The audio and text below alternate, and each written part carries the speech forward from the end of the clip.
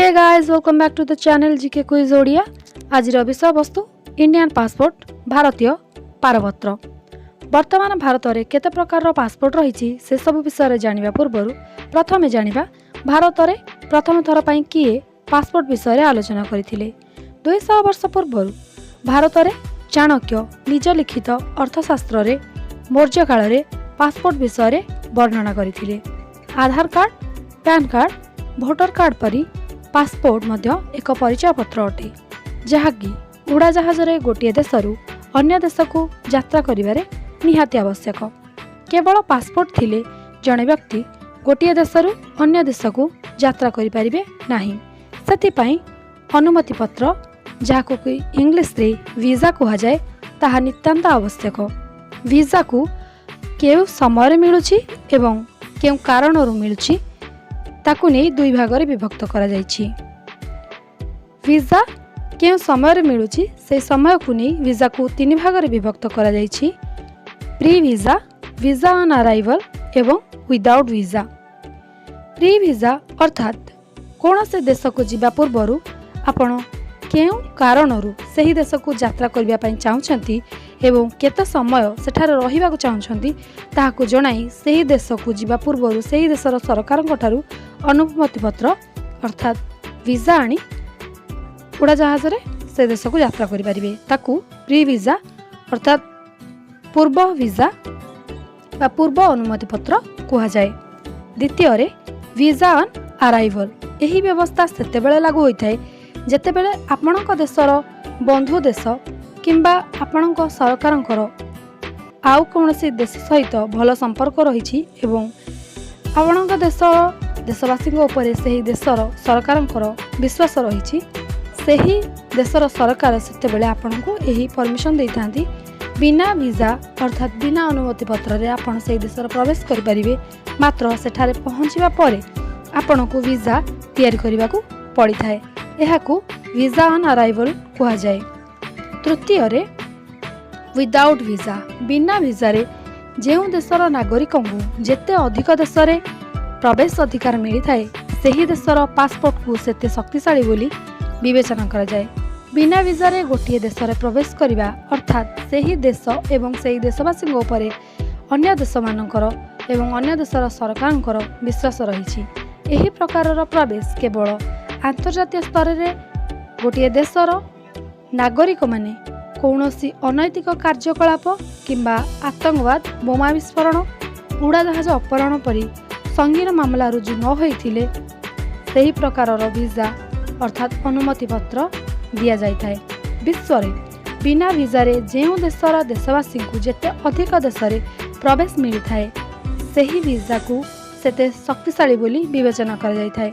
एही दृष्टि देखा गले विश्वर सबुठारु शक्तिशाली पासपोर्ट जापान रो नागरिक मानक पखरे रही। कहीं ना जापान रो नागरिक को 193 देश रे बिना वीजा रे प्रवेश अधिकार रही। भारतर पासपोर्ट एही पासपोर्ट तालिका रे 66तम स्थान रे रही। भारतीय पासपोर्टधारी व्यक्ति को 25 देश रे बिना वीजा रे, 41 देश रे वीजा ऑन अराइवल एवं 131 देश रे प्री वीजा द्वारा प्रवेश अनुमति रही।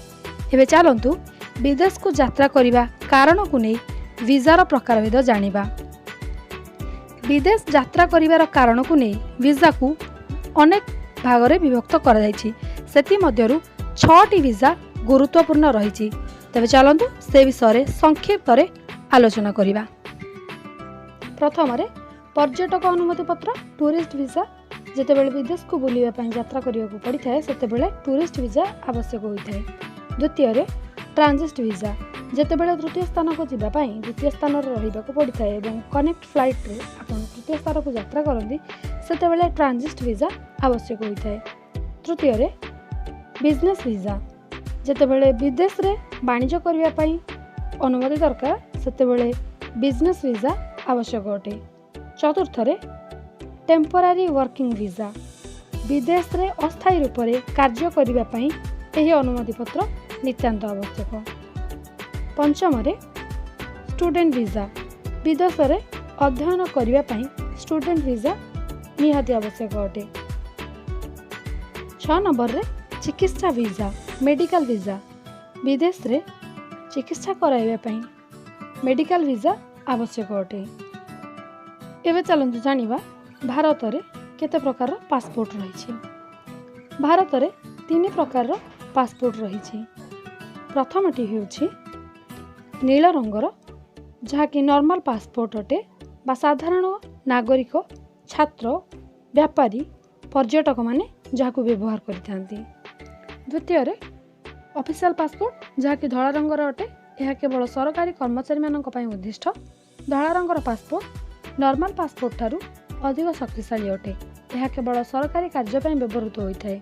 सही सरकारी कर्मचारी माने निजर व्यक्तिगत कार्य रे विदेश को यात्रा कले निजर पर्सनल पासपोर्ट जहाँकि नील रंगर अटे ताहाकू व्यवहार करिथांती।